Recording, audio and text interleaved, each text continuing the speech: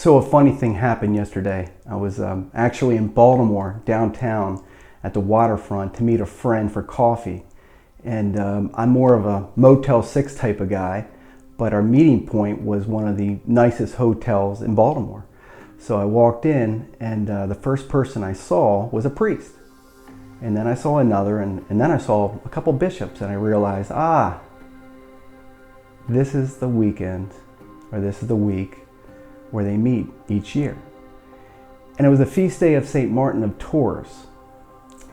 And Martin of Tours was that famous young soldier on his way to Gaul, and he saw a poorly clad beggar in the street.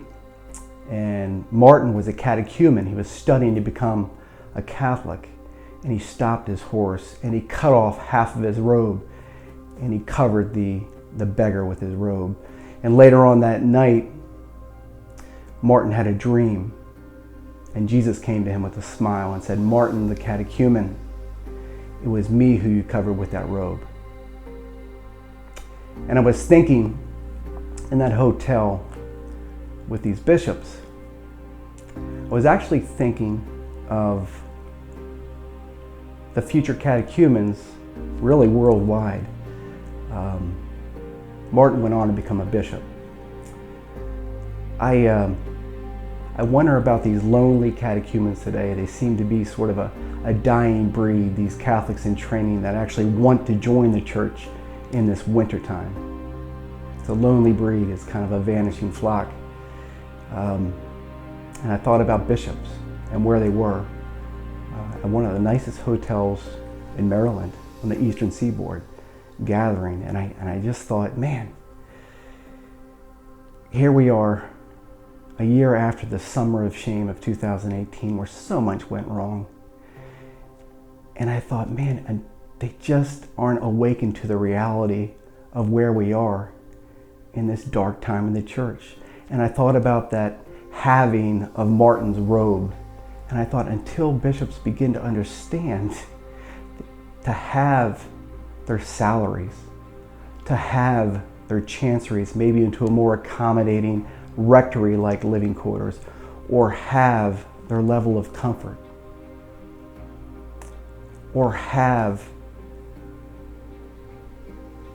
anything that is detracting them from this holiness that they're compelled to by the burden of their identity to live out, that this Catholic Church simply will not be led back to a place of grace.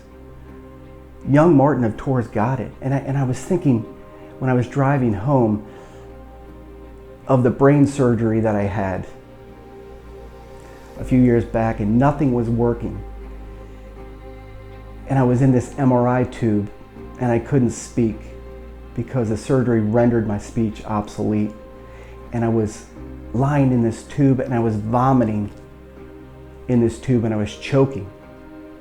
And I wasn't thinking about the things, all those big whoppers of sins that I committed in the past. You know what I was thinking about?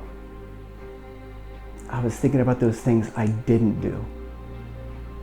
I was thinking about those sacrifices that I did not make, not loving my wife, Krista, enough, not loving my kids enough, not dying to self enough.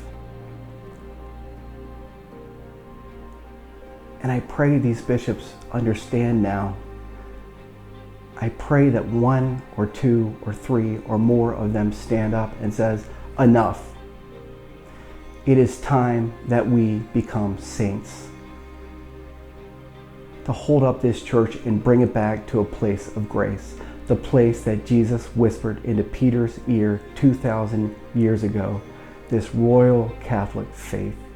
And it will begin when they have themselves. Saints raised the bar by laying their head on the block.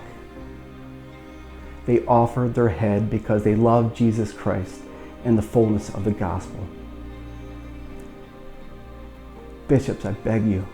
Priests, I beg you. This level of comfortability, it just is not working.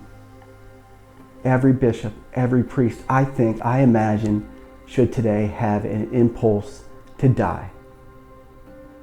Today, it is about martyrdom for your flock. A shepherd marks his identity by keeping his flock. My goodness.